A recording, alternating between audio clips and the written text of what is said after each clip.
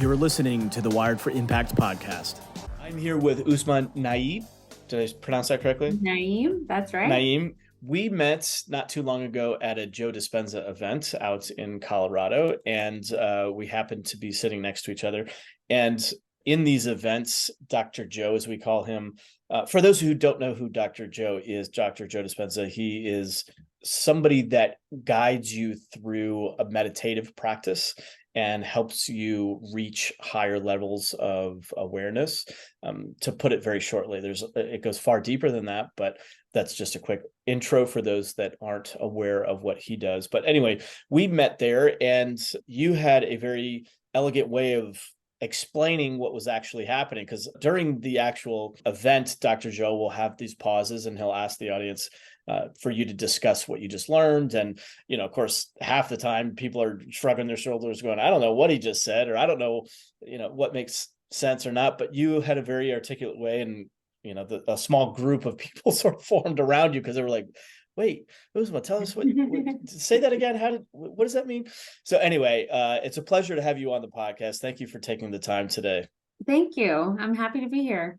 Awesome. Well, so let's kind of get into that. I wanted to dive into meditation and epigenetics and what the possibilities are for people who may not be aware of that. I've been into it now for a few years, and it kind of blew my mind what was possible with the human body. I did not, I didn't really have an understanding of what capabilities there were. But why don't you share with the listeners a little bit about your background and then what happened to you at your first Joe Dispenza event? Okay, so I am an OBGYN. I went to medical school, but during medical school, I did some neuroscience research. And then prior to medical school, I worked at a biotech firm. And before that, and my undergrad is actually in electrical engineering, and I did research on, quantum physics. So I have a physics background, and so it's really cool to see the biology mixed with the physics when you talk about epigenetics. And so I liked Joe Dispenza because I felt like in the book, The Breaking the Habit of Being Yourself, he really talked about how on a day-to-day basis, we have a certain amount of different proteins and hormones that we're secreting. And if we thought of how much cortisol and dopamine we secrete at any given moment, if we thought about it as being addicted to that feeling, it makes a lot of sense. Mm-hmm. If you were competitive in sports, or, in medical school, we're competitive, we're the creme de la creme, or so we think. And we just are kind of dying to be competitive. Even when you get out, you feel like you're supposed to perform at a certain level. And so this was the first time I felt like somebody really broke it down to all you're doing is recreating this environment of cortisol and dopamine and serotonin and endorphins in your body. And is that really healthy for you? Mm-hmm. Oh, this is essentially explaining addictions, is it not? Smoking or ice cream or working or...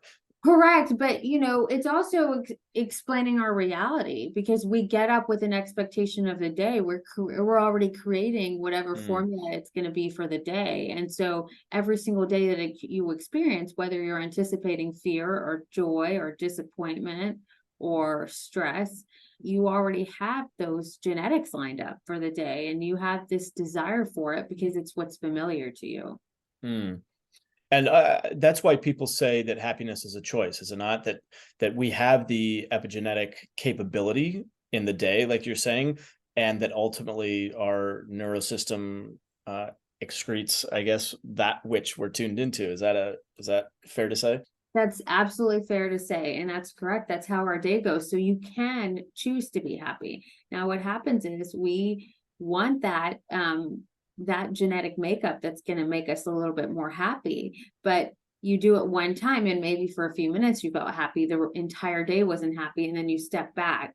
It takes time to change your genes. That's why a lot of the research that's done on mindfulness or yoga and our genes is done over time, at least a 12-hour period, a week, or a few months before they can really say that there's a change there. And the great thing about Joe Dispenza is that he has such a big bank of data, bigger bank than we really see in the literature on how the epigenetics have changed. And so whenever your DNA is made, you have like your hard-lined genetics that are creating the proteins in your body, but then you have 95% of this non-coding DNA that can be changed, and the way that you express your DNA can change. And so that is your epigenetics, and we know we can change those by exercise, eating right, but now also we know you can change them by the way you think. So that's really measured in those studies where they look at yoga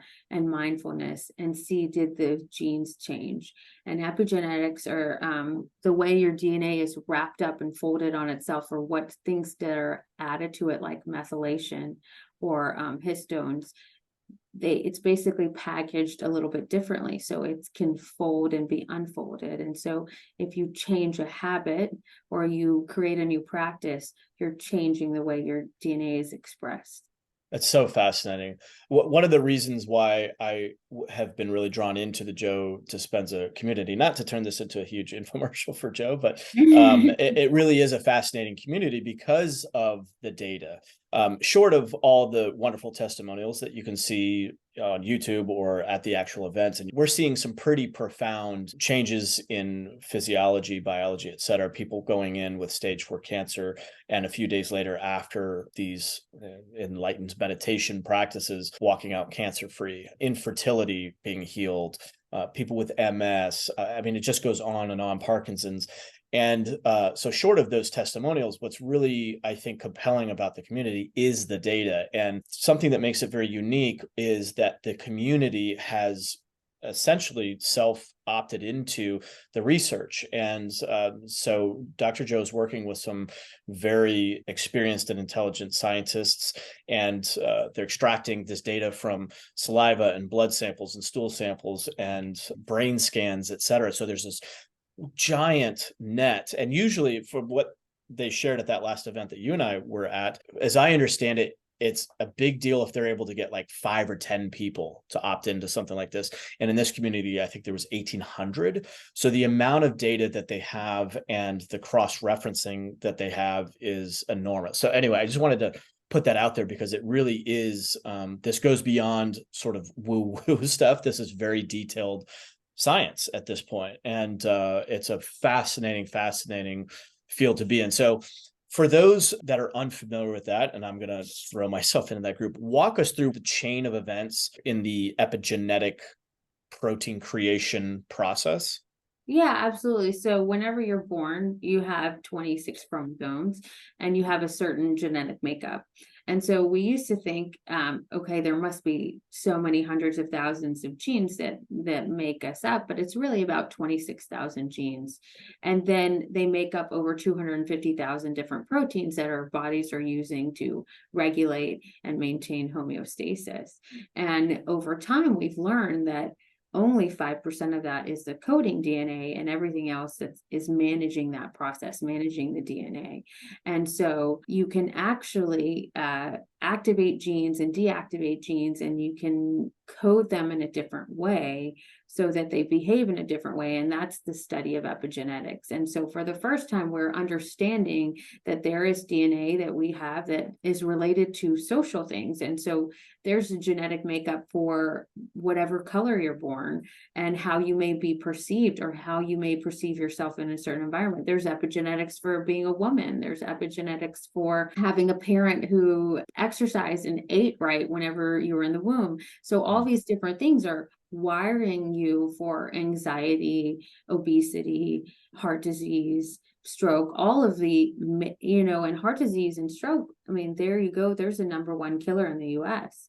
And then there's anxiety and there's suicide. And we can affect all of these. So we used to think, okay, well, my grandfather had a stroke, I'm going to have a stroke. But or there's depression in my family. But the reality is you can actually reprogram all of that, every single bit of it. That is so exciting and maybe also scary for people.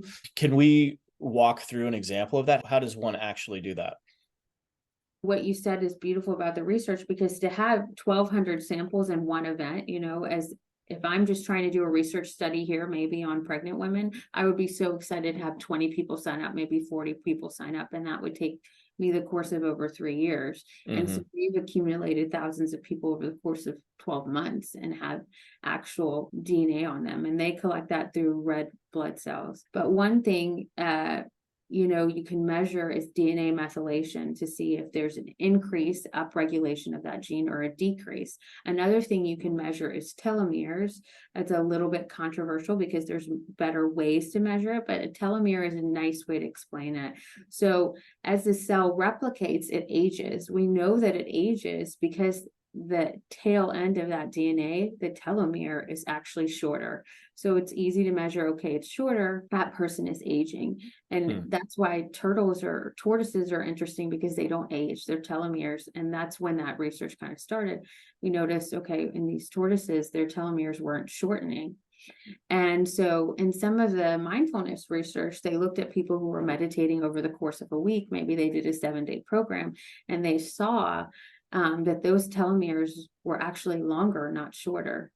And in some of Joe's beginning research, you can actually see that there was documented telomere lengthening rather than shortening. And more research came out that said that actually, I might say, I'm 38 years old, but the telomere length of a person can actually be a better indicator of age.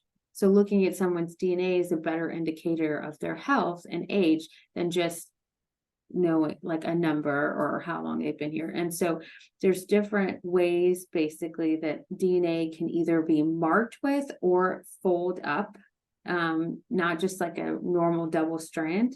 And we can break that down and analyze it and see if a gene is being expressed more or less. Not to get too far off on something that's maybe controversial, but are you aware of CRISPR and some of the technologies that are available now that essentially allow for gene editing? I don't know. I mean, I know about how we're able to grow organs and, grow an entire animal, but not him specifically. Yeah, it's some.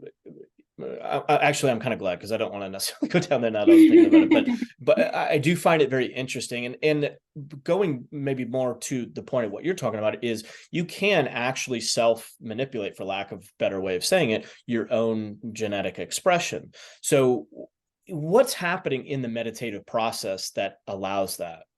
So in mindfulness, by changing the way you breathe and putting intention on changing something in your body, just that intention and that breathing practice is actually changing the DNA. That's what's so amazing. You're not taking a protein or a supplement or a different supplement that's changing your microbiome. You're actually changing your DNA with intention, with thought.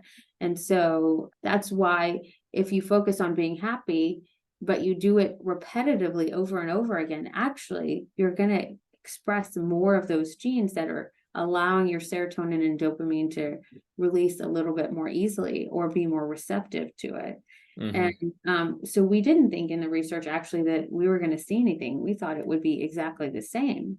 And what we know about breath work is that your carbon dioxide receptors are resetting. And so as we evolved, we were actually breathing faster than we need to. We used to breathe maybe 10 times per minute. And now we breathe about, most of the time in the hospital, you'll see somebody breathing at 20 times per minute. Wow. And that's almost double. And we have, way more than double the heart disease, sinus issues, breathing issues. And so part of it is that the sympathetic nervous system is being activated. And in a society and place where we are constantly stimulated by our cell phones and daily demands, we don't actually slow down enough to activate the parasympathetic nervous system. And when we activate that, we secrete more endorphins, we regulate our chemoreceptors, and we can relax a little bit more. And I think it actually, gives us time to rest and repair. And now we've confirmed it changes your DNA as well. Fascinating.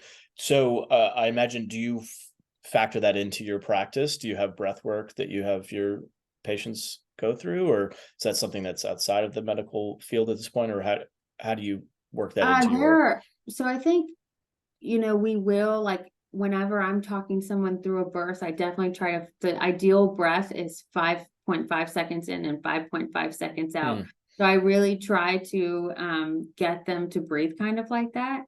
And I have really good outcomes, like healthier babies and healthy moms. mm, And I do try to focus on that part of it.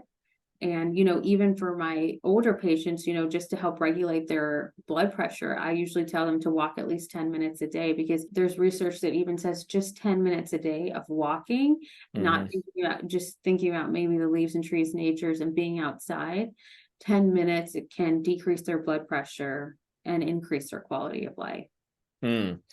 Uh, and as we're doing this, obviously the gene expression gets altered, but what's happening neurologically? So neurologically, your body's wired to work more efficiently. So it's a lot easier whenever you're about to activate your sympathetic nervous system to go back to the parasympathetic nervous system. So whereas it might take you a long time of deep breathing to activate that vagus nerve with Hmm. some deep breaths, you can go into it instantaneously, or within a few seconds. So whereas like you would maybe feel anger in a situation, or your blood pressure would really spike, you can self-regulate a lot faster. Mm, And so you're then secreting a melee of more helpful proteins rather than cortisol, which are, you hear all the time about adrenal fatigue. I mean, if you're constantly secreting cortisol, your body can never catch up. Your adrenal glands, it's difficult for them to create those constant high levels of cortisol. That causes increased inflammation, and then it causes production of inflammatory cytokines and TNF alpha and interleukin 6, and you see those proteins in cancer. And so mm, we're creating the same equivalent of chronic inflammation and cancer with stress, daily stress. And mm, so if we decrease that, we down-regulate that inflammatory response and that cortisol, and we increase the rest phase, then actually you can recover a lot better. You can be more resilient. There's Olympians use this way of breathing, and they have a lot better response from their body, and they can perform better than they ever have before. mm. One of the most just mind-blowing pieces of evidence or stories that is shared in this community is how they did that study with women. Do you know the study that I'm referring to, where they did the study and they all had cancer, and then they went to look at their I think it was like I forget Yeah, what so tool it was that they I think measured. it was a physicist was looking at the electromagnetic field around women, and he realized that there was a specific pattern for uterine cancer. And so that realized that there is some, we all have an electromagnetic field. We know that with breathing, the heart math research shows that with different pattern of breathing, doing that ideal breath, that you change the electromagnetic field around your heart, and actually that changes the electromagnetic field around your brain, because there's a very big connection between the heart and the brain. We used to think the brain is completely the most complex thing that is regulating our body, and that's still true, but there's still several thousands of neurons connecting from the heart to the brain. And by slowing that down, we change our electromagnetic field. And so it's very amazing that somebody measured an electromagnetic field and was able to see a pattern that indicated uterine cancer. And so that's the quantum mechanics piece to this, is that changing the electromagnetic field around somebody's body is changing the way that it's self-regulating and which hormones and proteins it's secreting. And in heart math, they actually had a group of 3 people and that learned the breathing, and then they added a 4th person who did not know the breathing.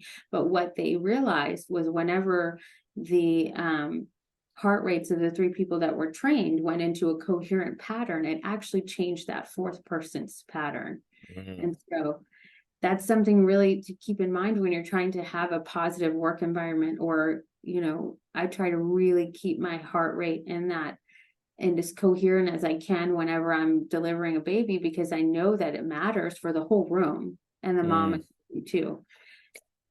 In short, we are, to dumb it down for people like myself, I think of it as that we are essentially these broadcasters of energy. And where, your electromagnetic field is essentially actually interacting with other people and changing their biochemistry. Would that be accurate to say? Yes, absolutely. Um, Yeah. so what was so fascinating about that study, to go back to it for a second, that Dr. Joe talked about, is that they thought that women with cancer were producing the electromagnetic field. And then they found that one woman who didn't have cancer yet, but she was showing the signs of cancer in her electromagnetic field. And the epiphany at that point was, oh, it's not the cancer that's producing the field, it's the field that's producing the cancer. And so one of the reminders we get consistently is change the field, change your reality. So essentially going into that meditative state, you can draw from that and change your reality. I'm not articulating it very well scientifically, but that's the macro level version, at least as I understand it. Share with everybody your experience at the first event, and the Kundalini sort of awakening that you had, if you would. So I thought I was a good meditator before I went to the first retreat. And by the third day, I was really over it. But what kept me going is the second day we were going and he was teaching us this breath. And so I had been still with myself, but not really gone through a breath. And within a few minutes of doing that breath, this light went straight through me, and it went from my sacrum to my head. And it wasn't that that light was so amazing, but it was the feeling of so much love, pure joy, bliss. It was a brilliant feeling. And then very quickly it went away. And I kept going back to that breath, struggling with it to try to feel that again. But when I researched it a little bit more in yoga, this is like the prana light. And it's a Kundalini energy that's going from, it's awakening in you. And yogis spend years, some people even 60 years of their life to try to get to this experience and make it happen. And so it was very amazing to have felt that within, 24 hours of really being immersed in the work.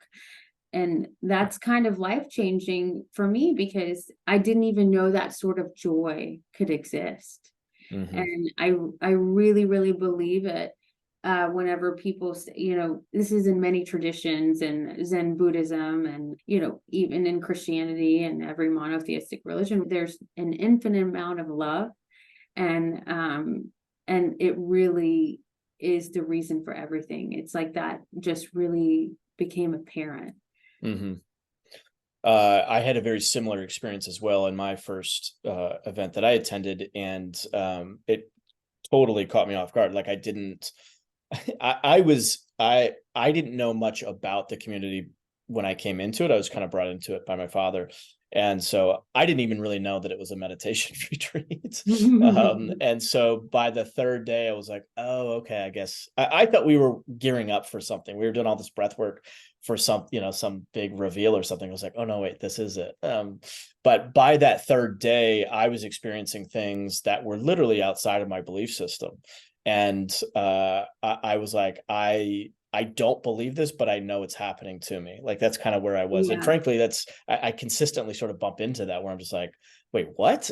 Essentially that the body is it possible? This is how I think about it. Is it possible that there is a consciousness that created us, and in that divine creation, it created an ability for us to tap into higher communication with it? And so therefore, do we have the hardwire in our bodies to essentially tap into and tune into frequencies that are higher than what we would traditionally say is the human experience? I almost feel like we're in this frequency cage with the five senses. I think of it on a very scientific level, where we're taking all this data in with our five senses. And with those five senses, it's putting essentially a egoic box around us, a field that forces us into this so-called three-dimensional reality of the five senses. And when you go into that meditative state, what I have found, by bringing the energy centers or the chakras into greater coherency, you're able to dissolve and let go of the five sense reality of the egoic, that I'm a person in this place, in this time, at this location. You're able to let go of those, and it really opens you up to a lot more quote unquote information that's available out there, which I find to be divine. How would you put it as a scientist, as a medical person? So I do think that we have always felt like this as scientists, the human body is such a mystery, and there's more layers to the way that it works than possibly we could ever understand. And so to give this insane sensation, which actually was measured on EEGs to show that what any neurologist would call a seizure. And, the person who was experiencing at the moment was described was saying, if this is a seizure, I want to have it all the time. I want to Yeah. exist in this realm all the time. And so that level of frequency in the brain is in our everyday life, we're usually we're in a combination of brain waves, but we're generally in beta brain waves. And so to go to that gamma super consciousness, and then people come back from that and really feel like they have more information that they didn't have before. Mm-hmm. And for example, you and I, like that there is this beautiful harmony and love and bliss and love, we can have for humanity that we didn't necessarily have that information, though. It was almost as though we downloaded something new, and there's evidence that our brainwaves changed. And then, when we came back from that and went back to the day, the normal range that we normal function at, but we came back a little bit better. And Mm-hmm. then they were able to measure neurochemicals and metabolites of melatonin were increased, and the way that we experience time is different. Another thing they measured was anybody who had an illness such as PTSD, anxiety, depression, anything really psychiatric, it all improved over just a 7-day course. I mean, we don't have a medication for that. Yeah, I love that data that they shared. I think there were people that had, what was it, over 60 different ailments, and every single one of them dramatically improved within 7 days. And the scientist that was being interviewed at the time said, there's no pill, there's really almost very little thing, maybe short of healthy exercise or something, that has that type of broad improvement across all these different ailments. It was pretty cool. Not to mention the fact that they did studies on, I think, with the COVID virus, and how it was the meditative cell was like 50% harder to penetrate or something like that. Right. There's a protein you can measure. There's a protein that the virus actually binds to, and it was unable to be bound. And so the infectivity went down. You couldn't actually penetrate the cell wall. Mm-hmm.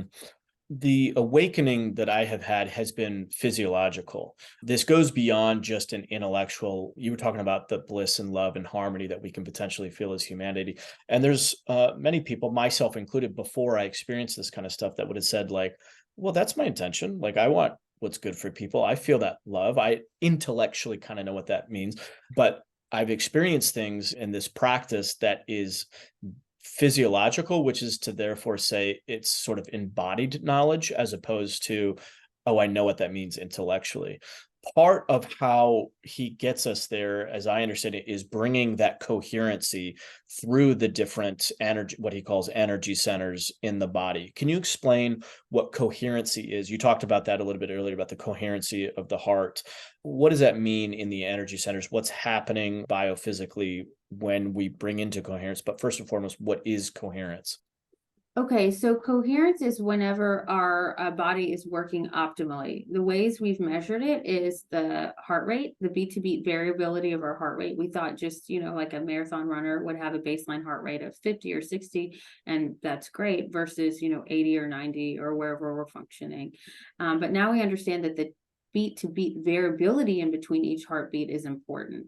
And so we can measure that if the heart is beating in a coherent way and what sort of electromagnetic field it's emitting. It's very easy to measure that. Your brain also, you can measure that based on the brain waves and which specific ratio of different brain waves that you are making at a certain point. And so it's been measured in monks, actually, and they can go into these amazing gamma brainwaves, which we see many people go into at these retreats. And also they have coherent pattern to the way that their heart is beating as well.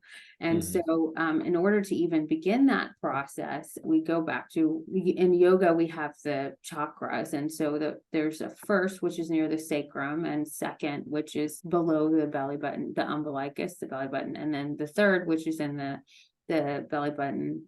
And they have feelings associated with them in yoga. And so it's, second is like self-awareness, and third is self-worth. So if you're, generally we walk around, and first is sexual. And so generally we walk around, we think about procreation, we're self-conscious about how people are perceiving us. And maybe, there's different ways that we don't feel worthy.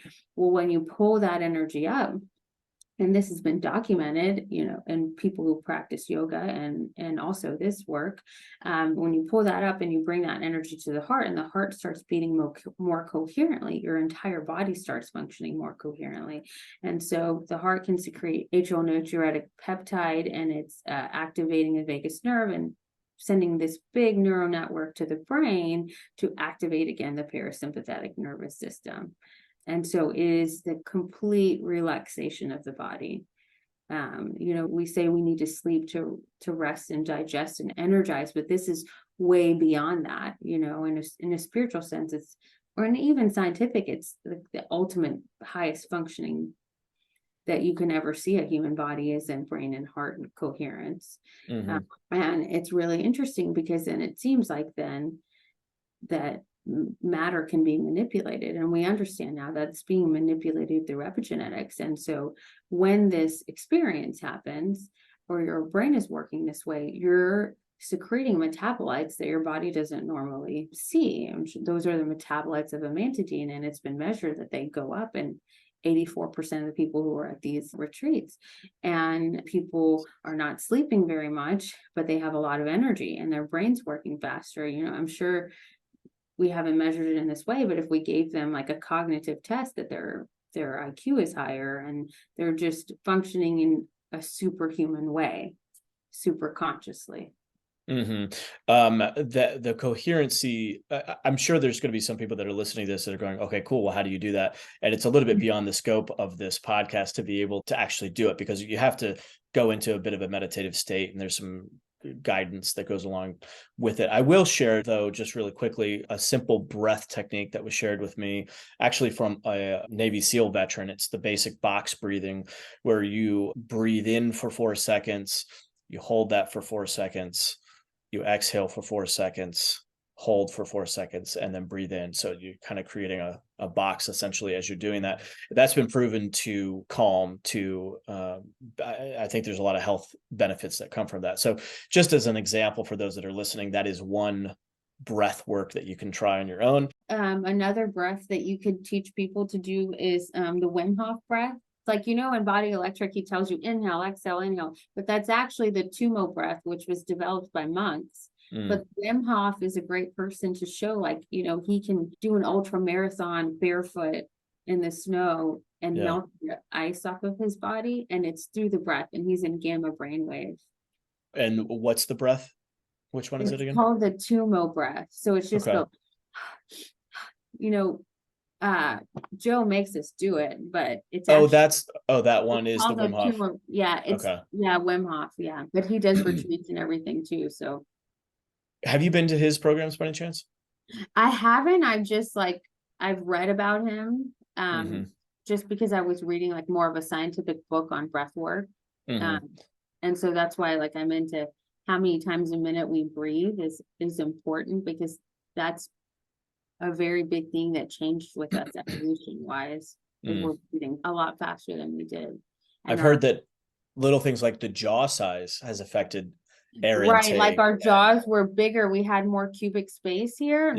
If you go back and look at skulls, we had straight teeth and no collapsed sinuses or anything.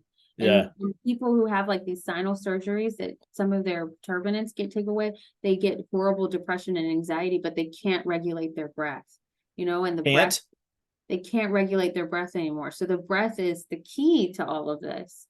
Wait, why do they get horrible anxiety and depression? Because their actual, their airway passage is altered. And so they can't really slow down their breathing, and they can't regulate their Oh, Yeah, the volume going in and out of their passages, it can never be enough to regulate themselves. oh, that doesn't tell you something right there. Yeah, yeah. And Whoa, there's no that's way really to fix fascinating. it. There's no way to fix it. Oh, you gotta stiff Yeah. some cotton balls up your nose, I guess. I know, possibly. All right. But going back to the coherency for a second, when you go through this process and you bring those into enlightenment, Dr. Joe shares how the coherence is really measured through the frequency and through the electromagnetic field. So, and you can actually feel it in your body when you start to bring all of those things. It honestly, to me, it's like when people say that they're quote unquote in the zone, when you watch an athlete that's quote unquote in the zone, when Michael Jordan had the flu that one time, and even despite the illness that he was going through, you could physically see him just struggling.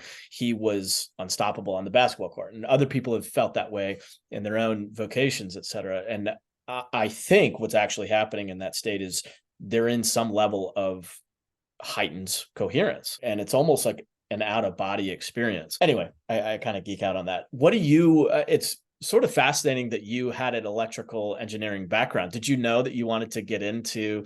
Did you know that there's a connection between the electrical engineering that you were studying initially in undergrad versus our actual bodies, our electro Oh, I engineered never devices? thought about it. I never thought about it in this way, and string theory really wasn't complete when I was, that was the whole point of the research on gravitational waves, was try to put that together. And I never thought that science was going to get to like this point where we would understand even that you can take two electrons and put them completely across the world and zap one and the other one is going to disappear too, and that there's this much bigger energetic connection.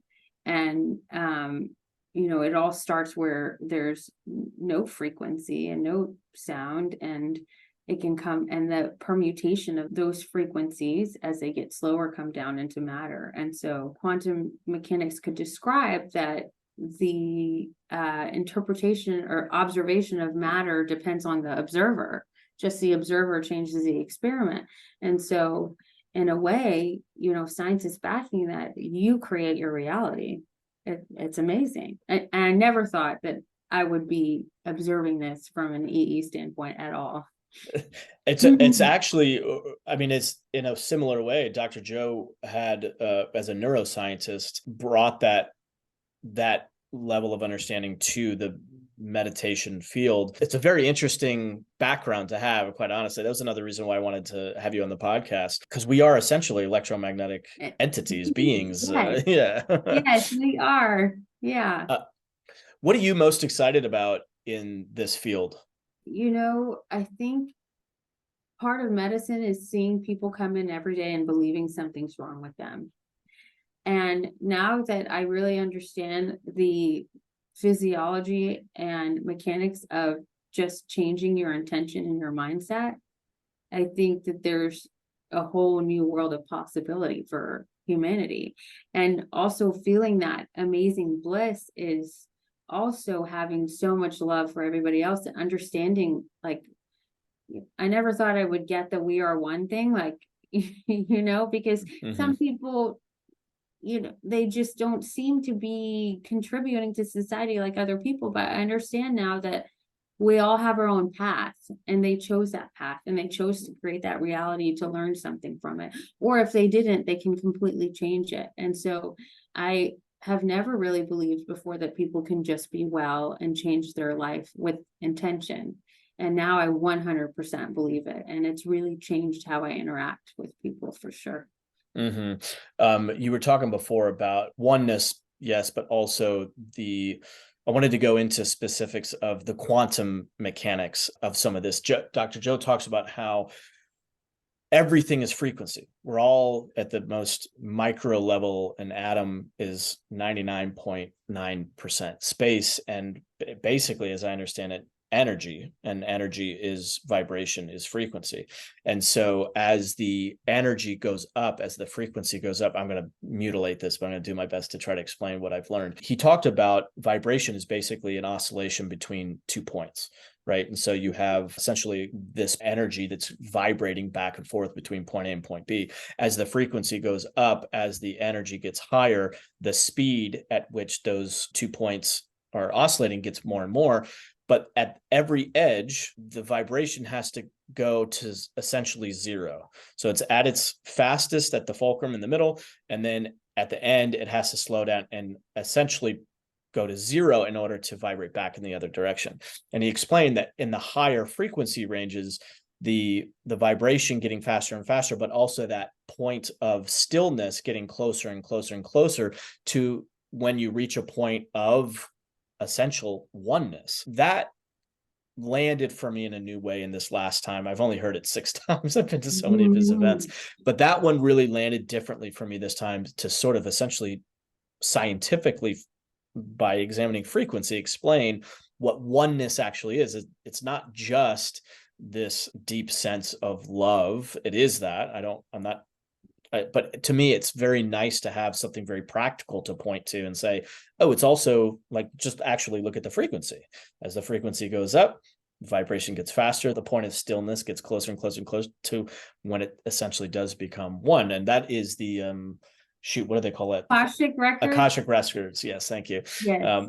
Essentially all knowledge. And apparently there's been like government programs and stuff of people that have learned how to tap into that, and they can do all sorts of weird stuff, which is pretty wild. But yeah, it is very exciting. I think, especially in our society today, where there is a lot of, there's a huge state of uncertainty, and what's going to happen. Economics is affecting a lot of people with inflation and, some very uncertain things happening geopolitically, if people are tuned into that.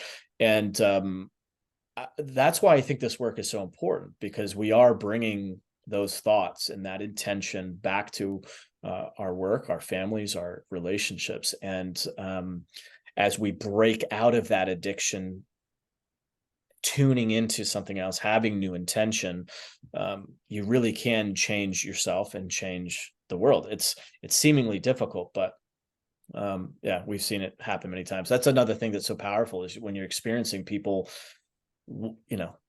literally, I was going to say walk in, but a lot of times people are brought in wheelchairs or crutches, et cetera. And then they're literally walking out 5-7 days later. It's like, it's hard to deny. You look at the fruits of a tree and judge the tree by its fruits.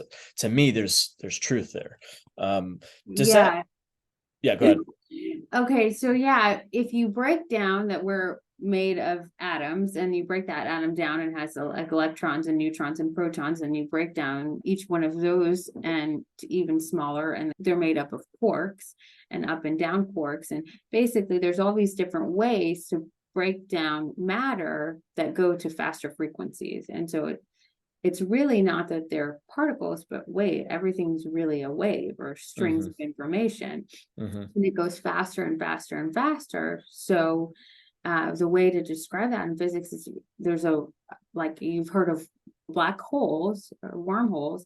You have a white hole, which is a real concept in physics, that there was no frequency, no sound. It's at highest, where everything could come from it. Every potential could come from there.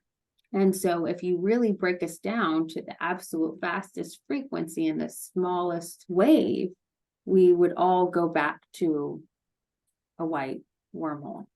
And so any information then can be changed electromagnetically, because everything's a wave.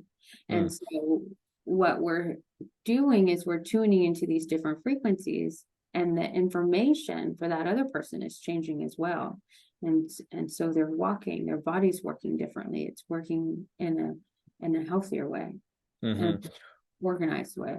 I've watched a lot of near-death experience videos on YouTube. I just kind of geeked out on it. And then anytime you watch something on YouTube, it's like, oh, you want that? Okay, here's 1,000 of them.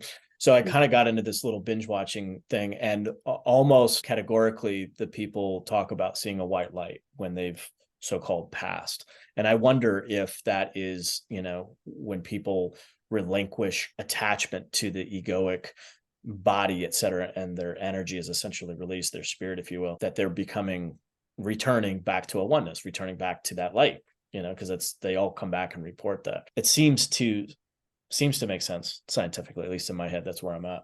If you don't mind me asking you this, how do you reconcile religion with this? Because I know for some people, this can be a very controversial concept because they feel like maybe it's seeking to disprove their religion or it's outside of their religion, et cetera. For me personally, it's only deepened my understanding of what I believe to be true through my Christianity faith, but it also has opened my mind to seeing the higher vibration of other approaches as well. And to me, it's a part of a collective truth. But do you reconcile that at all? Is that something that for me, it gives every religion validity because yeah. people got closer to this knowingness that we personally experienced, and each leader was trying to express that to humanity in a different way. Because even like we're stumbling through an hour, and Jesus was trying to give this big teaching, or the Buddha, of how they really got to these different levels and experienced enlightenment. But I think it only gives it more credibility because now it doesn't really seem impossible that somebody could resurrect themselves, because it's only matter. Yeah. And we're just waves. Do you think that we're on the verge of a mass spiritual awakening with knowledge like this, that coupled with faith? And do you think that that's possibly true for humanity right now? I do. I mean, even since COVID, I feel like the babies are coming out different. Like they're just coming out eyes wide open, and it's different. You have to feel it and be there, but it's different. I do think that there's something more beautiful coming. Wow, that's actually really interesting. So about how many babies have you delivered? Do you have an idea? Definitely over 1,000, hundreds and hundreds. Wow. Yeah. Wow. What have you learned about life? That nothing's ever really as serious as you think it is. Oh, really? Life That's is interesting. more it's more beautiful and amazing than you can imagine. Hmm. That's beautiful. When we had our first daughter, my then wife was in labor for a very long time, and it felt very intense, and it felt very yes, so serious, and that everything was on the line. And we got some counseling. I got some counseling probably 2/3 of the way into the whole labor, and he just said very matter of factly, like, it's okay, everything's fine, you're about to be a dad, just. And I just had this like big exhale, and then I shared that energy essentially with my then wife, and my daughter was born not too soon after that. And it was interesting to see energetically. I think it's possible. It's, from observation from a male's perspective, I think it's possible that tension and the maybe even fear of like birthing a child can have an effect physiologically, because you're holding back, and then changing that intention, changing the thought of relaxation and that this is normal and natural, et cetera, can loosen that Oh, up. And absolutely. It yeah, 100% does. Yeah. yeah. Before we wrap up here, what are some of the things that you help your patients with? What's your primary field of focus? So I do clinical OBGYN, but I do try to incorporate mindfulness techniques into my practice, and I'm branching out a little bit more on, having more aspects of a practice that focuses on mindfulness. Do you have is your practice essentially private, or do you have oversight? What I'm getting at is it Oh, would be I'm employed with Ochsner Health, and so okay. I have a practice in Louisiana, and you just can schedule and come in like a regular patient. Yeah. Yeah. What I'm getting at ultimately is it'd be really nice if the medical field in general, the whole medical industry, adapted more mindfulness, in my opinion. I think we've gotten a little bit off Right. center. There's a huge, you think about the Hippocratic Oath, and it starts with first do no harm, but the way that Hmm. we're trained is to completely abuse ourselves, like we're, I think the PTSD of residency is like war. We Hmm. come out with the same biochemistry as a veteran. And so we harm ourselves in the process of learning how to become caretakers. Mm. And so there's a huge problem with that. And to have a practice like this that can actually heal us from that trauma so that we can come back to it with a more loving heart, a more coherent heart, everybody's outcomes would be better. Hmm. Are you familiar with the book The Body Keeps the Score? Yes, I am. I am in the middle of reading that book. Oh, really? Okay. I was going to ask you before we go, that just came to my mind. You talked about trauma, birth being trauma, or PTSD, and all the different ways that we might experience something like that. And do you understand the science behind how the body sort of hangs on to that trauma physiologically, Oh, subconsciously? it does. It does. So, I mean, you're programming yourself to secrete more cortisol, change the way dopamine and serotonin and acetylcholine are being secreted in a less efficient way. And so your body's in this constant panic. And you don't know how to self-regulate anymore. And so actually in that book, the method that was really introduced was this neurocognitive behavior therapy where somebody was following, and even children were following lights, and they developed psychiatric disorders. They couldn't even function as members of society, but by just doing something mindless like following these lights on a screen or putting their brain waves into alpha brain waves or gamma brain waves, more coherent brain waves for hours, they were able to cure their PTSD and become contributing members of society again. Mm. I think before I started to better understand this, when I would hear things like PTSD, I always went to like, oh, you witnessed a car crash or you were in a car crash, whatever. And my study of psychology has helped me better understand that, to a 5-year-old, a no from mom might feel traumatic. They might experience a minor trauma from that 5-year-old's perspective, that they just got rejected, from my unconditionally loving mother, which was part of my experience. I gave my mother a Mother's Day card one time when I was probably 5 years old, and I spent forever finding the perfect card. In my head, it was the perfect card, and I went to give it to her, and she was doing laundry at the time, and her reaction to it was essentially like, "Oh, that's sweet," but in my head, my little 5-year-old head, I had this expectation of this big, wonderful, "Oh my gosh, this is amazing. This is beautiful. You really, you know, Yeah. love me," and all that. Because And I you're felt the, that trauma. yeah, because you're the observer and it's your Yeah. reality and it's programming in the way that you perceive it. Yeah. Um, and just like the particles and waves, they only exist in the way that you are perceiving them. Mm-hmm. So you're the conscious observer of your life. And so that's so beautiful to share because we can't judge anybody's trauma. We can't judge anybody's pain. And in life, and especially medical training, you forget that. Mm-hmm. But there's a way to get it back. We'll dangle that out there. I didn't necessarily want this to turn into a whole infomercial for Joe Dispenza event, but it kind of has turned into that, which is what it is. I think that there's some really, really fascinating study going on right now in this whole space, and it's been a real pleasure to get at least a tiny taste of the actual biochemistry, the actual neurological step-by-step things that are happening in the body when these things are happening. So I really appreciate your time and sharing this. I feel like we just started to just scratch the surface. But in order to wrap it up, explain your vision of the world. How do you want to see the world? Like, what do you think the potential is for humanity? Oh, well, it's unlimited. It's unlimited.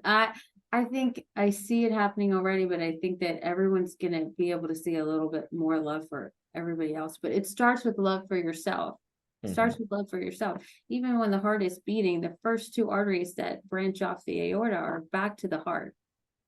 So when we start loving ourselves, then we can really learn what love of fellow mankind is. But it starts there. Wait, so they go right back to the heart? Yes, because you have to feed the heart first, or you can't live. So you have to That's love yourself first, and not in a cheesy way, but you biochemically, physically, electromagnetically have to love yourself first and work in a more coherent way, and then that ripple effect of that is huge. it's like a big hint from the divine creator, like, hey guys, I'm gonna make the first two go right back to your heart. What a beautiful message. Well, Uzma, thank you so much for sharing your joy today and your incredible expertise. Like I said, I feel like we've just been barely scratching the surface. If you're open to it, I'd love to have you back on. Maybe we can go a little bit deeper in a certain vertical, but this was really fascinating. Thank you. Of course, I really enjoyed it. If somebody's interested in connecting with you, are you willing to share like Instagram or something like that if they want to follow you? Yeah, absolutely. You can find me on Instagram, message me there, or go to my website. What's your Instagram handle? It's UNAEEM. Perfect. All right, Uzma, thanks again. I really appreciate it. Have a great day. All right, you too. Thank you for listening to this episode of Wired for Impact. If you're interested in creating and expanding your impact, be sure to visit us online at impactnow.com.